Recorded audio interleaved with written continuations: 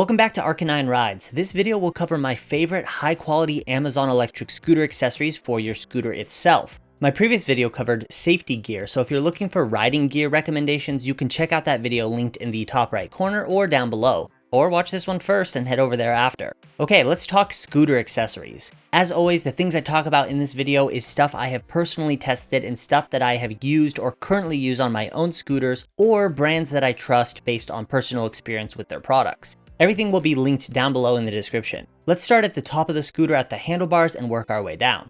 One of the biggest issues with modern scooters, even expensive ones, is that the included handlebar grips usually suck. They're either uncomfortable or they slide around on the handlebars, or some just straight up smell like gasoline. A pair of locking bike grips is the perfect solution to help with hand fatigue and to keep the grips securely in place. Grips can be as cheap as a few dollars, but even the best ones on the market are no more than $30 or $40. My ultra budget choice for grips are these sub $10 GPMTER locking ones. I've been using these on different scooters for years now, and I was pleasantly surprised when I purchased these at how much of an upgrade they are over the majority of included scooter grips. They're obviously a little less comfortable than more expensive grips, but for the money they are hard to beat. They also come in red if you want to add a bit of personality to your scooter. My more expensive choice is the Race Face Half Nelsons, an extremely tacky set of grips from a very well-known and well-regarded mountain bike brand. These come in all sorts of colors to match just about any scooter and have a dope kind of topographic map pattern on them. These are a jump in price up to $27, but for grips that will basically last the life of the scooter and make a scooter more comfortable and safer to ride, it's well worth it. For high-end ultra cushy grips, the Deity Knuckle Duster grips have long been my favorite grips ever. They aren't available from Amazon unfortunately, but if you want to get similar high-end grips in this style, the DMR Death Grips and the PNW Loams come highly recommended from other riders. Not all scooters come with bells, and if you're riding around pedestrians, it's good etiquette to ring to let them know you're there. This Rock Bros bell is good looking, loud without being startling, and fits most handlebars with the included spacers. You could also go this route if you have a horn on your scooter that is obnoxiously loud and you want a more elegant way to alert pedestrians to your presence. Turn signals can be a nice accessory to have if your scooter doesn't already have them and you ride at night often. I like the cycle wing lights as they just attach in the ends of your handlebars, install quickly, and don't take up any extra space with a remote like most turn signals do. They have great compatibility with those race face grips that I mentioned earlier. A mirror or two can be amazing for keeping an eye on the cars behind you if you ride in the streets or in a bike lane a lot. Many of the cheap mirrors on Amazon will vibrate aggressively, and that makes them near impossible to use, but this Mia Chow mirror has been a staple on my scooters for years and has always served me well. The majority of electric scooters have included headlights, but the majority will also need additional handlebar or helmet lights to properly illuminate the road while you are riding. I've tried a number of cheap Amazon lights with mostly underwhelming results. Most claims about lumens on these $20 lights are just false, so this is a case where if you want legitimately good lights, you're gonna have to spend a reasonable amount of money. My main riding lights are not on Amazon, but Night Rider is a reputable brand with lumen claims that are actually real. 1,000 lumens is equivalent to a car headlight and is about the minimum I would suggest for good illumination, and adding a lower lumen helmet light can be nice to light up where you're looking. Additionally, reflective stickers can help with visibility on the back and sides of your scooter. If you commute with the scooter or use a scooter as a primary source of transportation, having a handlebar bag can be very nice for storing a few things on top of what you're carrying in your backpack. Or in cases where you're grabbing just a few things from the gas station, like a couple drinks, you can just use your handlebar bag. You can also use this bag to hold and charge your phone if your display has an included USB port for charging, or it can hold your bike lock.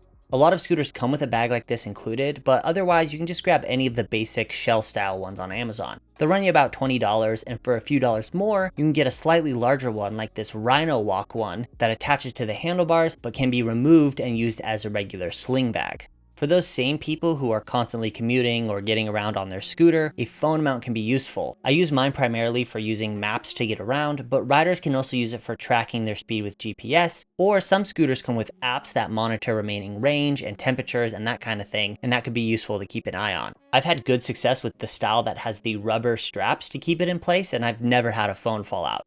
This true active mount that I use is $16 on Amazon. If you need more space on your handlebars or want to keep your main handlebars clear, a bar extender is a good option. They come in a lot of different options depending on how much space you need.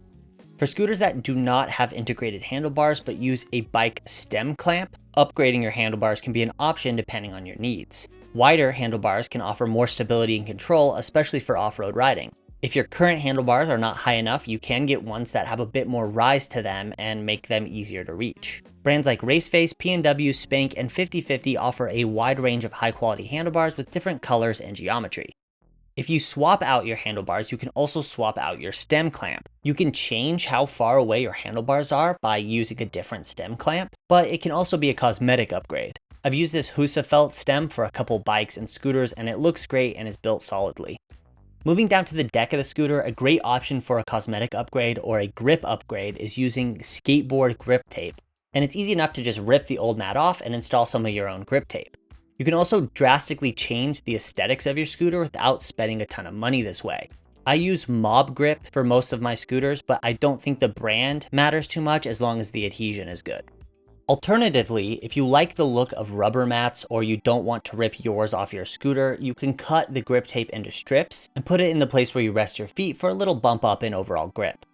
If you're looking for a cheap cosmetic upgrade to match your scooter, colored tire valve caps can be an easy way to add a bit of personality. Make sure to check for clearance before using them so they don't hit on the swing arms. These CK Auto caps are metal, inexpensive, and come in a few different colors.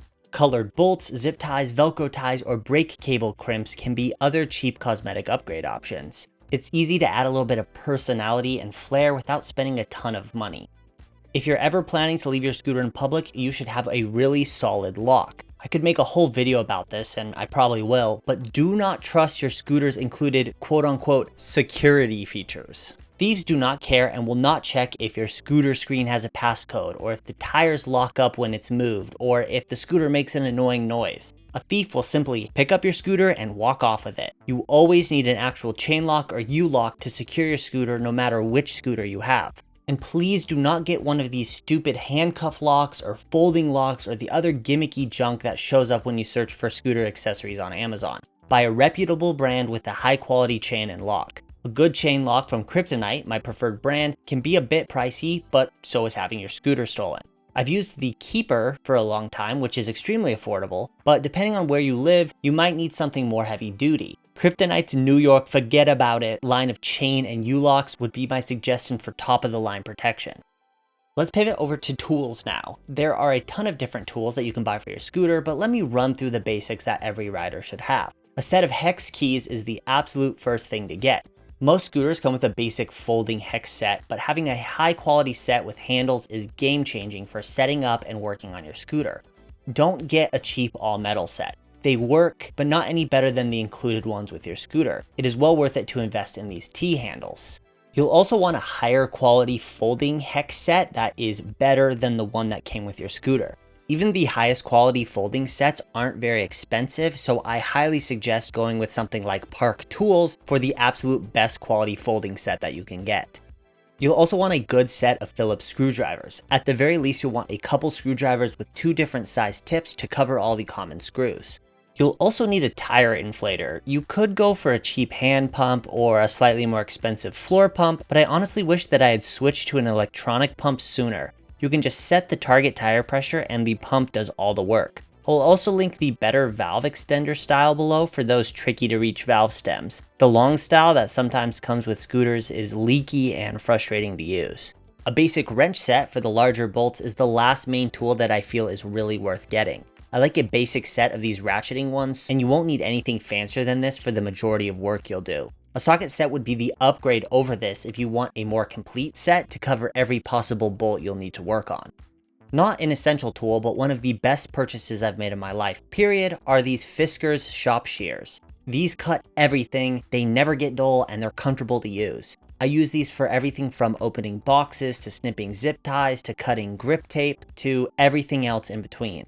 If you're putting together a scooter or installing accessories, these will be shears that you will be glad to have. If you're working on a scooter, you'll want to elevate it off the ground. And while a motorcycle lift is the obvious choice, you don't have to spend that kind of money to have a great platform to work on. A simple medical step stool is stable, easily holds the weight of any scooter, and is easy to move around. This is what I have used for years and have had no problems with it. This rolling stool with drawers has been amazing to hold all my most used tools and to have a place to sit while I'm working on a scooter or unboxing and setting one up.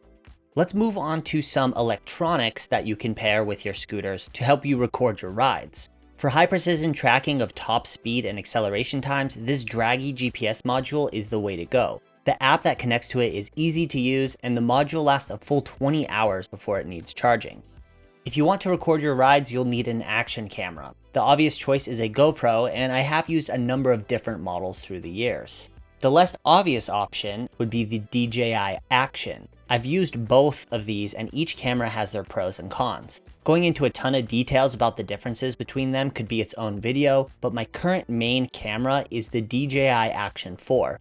I like being able to easily connect a GPS remote and mic, and the app, while glitchy at times, has a pretty robust suite of tracking data and editing options.